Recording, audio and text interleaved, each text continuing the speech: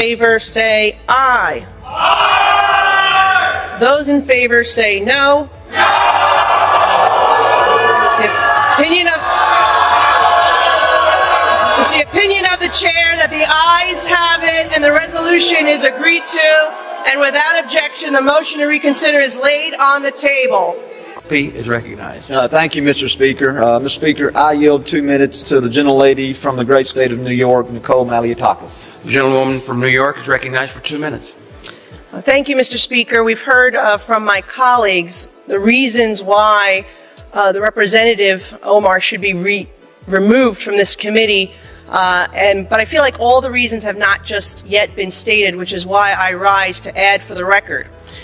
We've heard about the comments that were made regarding anti-Semitism and anti-Israeli views, but I rise to add to the record that as a member of the Foreign Affairs Committee, I've sat there and heard the representative actually spew anti-American rhetoric. The tension was unmistakable as former President Donald Trump faced reporters and delivered one of his most direct rebukes yet.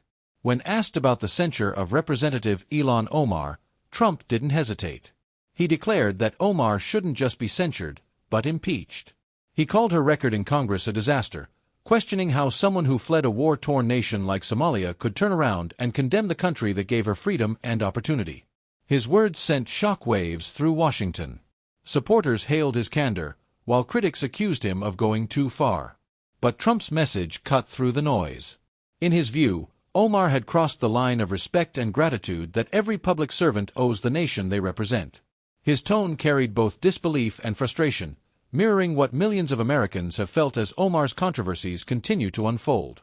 Inside the House chamber, the atmosphere was electric. Lawmakers gathered to cast their votes on the resolution to censure Ilhan Omar. A moment charged with history, emotion, and consequence. After hours of heated debate, the Speaker finally called the vote. Silence fell. Every pair of eyes locked on the board as the results appeared. Then came the words, "The ayes have it." Gasps, whispers, and scattered applause filled the room. The censure had passed. For some, it was justice long delayed. For others, it was a sobering moment of political reckoning. But one thing was clear. Congress had drawn a line in the sand, a statement that accountability in public office still matters.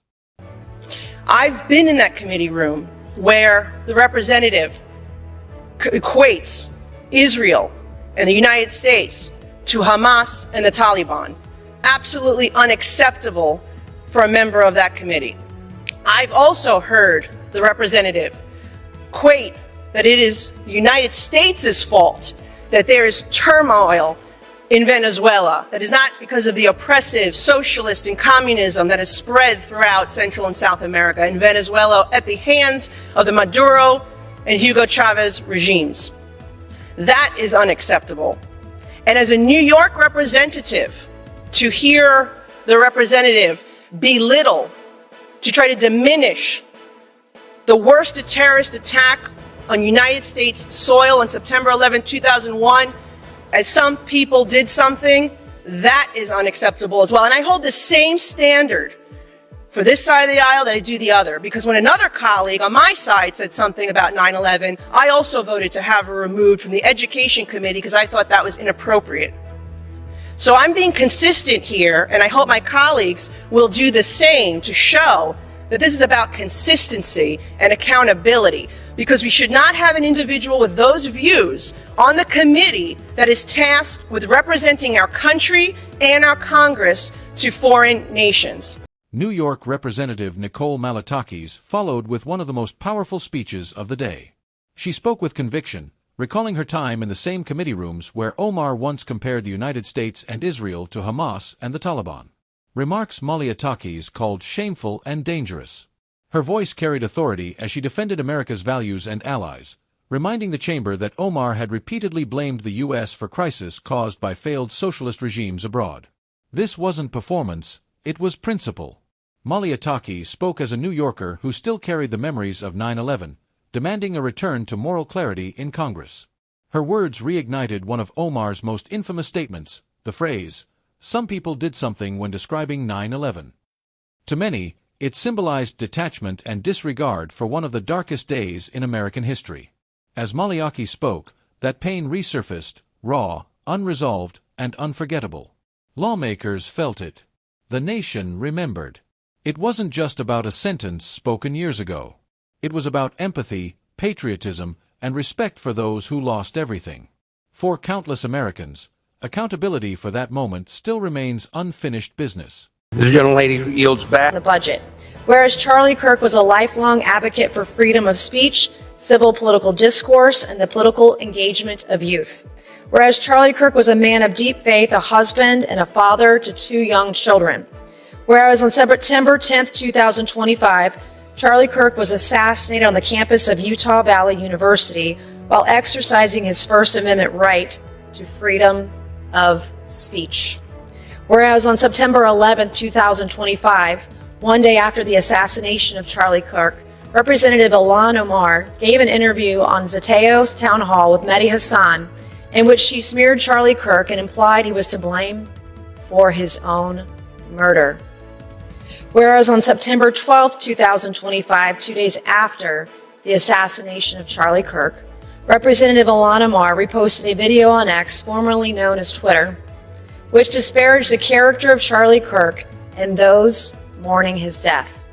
Whereas the video Representative Ilhan Omar reposted on X states Charlie Kirk is dead, and before the body got cold, the far right propped his corpse up.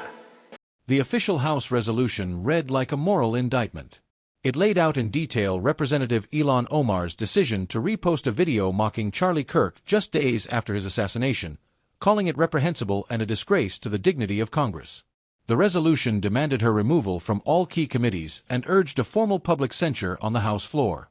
Lawmakers describe her actions as a violation of ethics and a stain on the institution's credibility. For millions watching across the nation, those words weren't just procedural, they were deeply personal. It felt like the House was finally putting into writing what many Americans have been feeling for years, that words have consequences and no member of Congress should be above accountability. When the resolution was read aloud, the chamber fell silent. Every line turned Omar's online mockery into a permanent mark of shame, one that history would remember long after this session had ended. The tragedy that preceded it only deepened the outrage. The assassination of Charlie Kirk had shaken the country to its core. Kirk had spent his life energizing young conservatives, defending free speech, and inspiring a generation to believe in faith, freedom, and responsibility. His death left a nation grieving. Yet, as millions mourned, Omar's reaction stunned the public. Instead of compassion, she shared a cruel post mocking the man's character, an act that many saw as crossing every line of decency. In that moment, grief turned into fury. It was no longer about politics. It was about humanity and how far some leaders had drifted from it. For their holy war. Whereas the video Representative Ilhan Omar reposted on X further states, don't be fooled. These people don't give a single shit about Charlie Kirk. They are just using his death to further their Christo-fascist agenda. Whereas the video Representative Ilhan Omar reposted on X further states Charlie Kirk was a reprehensible human being. He enacted his political agenda by preying on weak-minded people. He took complex socioeconomic issues and simplified them by pointing fingers at outgroups, demonizing those groups, and siccing his massive following on them. Whereas the video Representative Ilhan Omar reposted on X further states Charlie Kirk was a stochastic terrorist, an adamant transphobe. He denied the genocide happening in Palestine. He believed the subjugation of women, and in his last dying words, he was spewing racist dog whistles. Whereas the video Representative Ilhan Omar reposted on X further states, Charlie Kirk was Dr. Frankenstein, and his monster shot him through the neck. Whereas the video Representative Ilhan Omar reposted on X further blames Charlie Kirk for his own murder. Whereas Clause 1 of Rule 13 of the Rules of the House of Representatives provides a member, delegate, resident commissioner, officer. When Omar's remarks went viral, the backlash was immediate and unforgiving. Outrage erupted across social media, news networks, and the halls of Congress.